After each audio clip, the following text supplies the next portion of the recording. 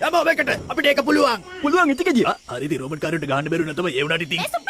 පොඩ්ඩක් ඉන්නකොට මම ටක් ගාලේනවා. මම කිව්වේ අපිට රෝබට් කාර්යයට ගහන්න බැරුණාට අපිට කතා කරලා විසඳ ගන්න පුළුවන් නේ. එතකොට අපි අර ඉන්ටර්විව් උඩ බලන් ඉන්නද?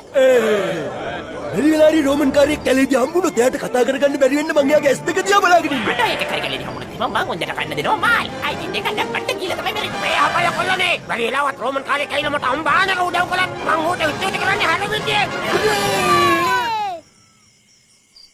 මේ මගේ ගමේ යාළුවෝ පව්වනේ මේ චූටි මල්ලි කැලේ මැද්දේ අතරමං වෙලා හිටියනේ අම්මයි තාත්තයි එක්ක. අම්මා බකියා රෝමන් කාර්යය මුලින්ම මෙහෙට එනකොට මං ඉපදිලක් නෑ. ඉපදිලා හිටියේ නැත්තම් කොහොමද හරියට මේක දැනගත්තේ? අපිට තියෙනවා. ඔය මොකා වුණත් කමන්නේ පොඩ පොඩ ඩිංග ඩිංග කියලා තමයි අන්තිමට මුළු ගමටම ගෙම දෙන්නේ. ආක්‍රමණිකයෝ අපිට ගහනවා. කවුද ආක්‍රමණිකයෝ? අහට පිස්සු හැදලාද? මේ මිනිස්සු අතර බම් වෙලා. ඒ චුටි නෝනේ. කවුරු වුණත් ඒ මිනිස්සු අර පොඩි කාර හොන්දටම බඩගිනි ඇති. හරියම ගිරුනික හොඳයිද? මෙහෙට එන චූටි පුතේ අපි දෙන්න ගිහින් සොප් එකක් බමු. ඔළුවේ පිහට්ටක් ගාන විදියට කුකුලෙක් තරම්වත් මොලයක් නැහැ.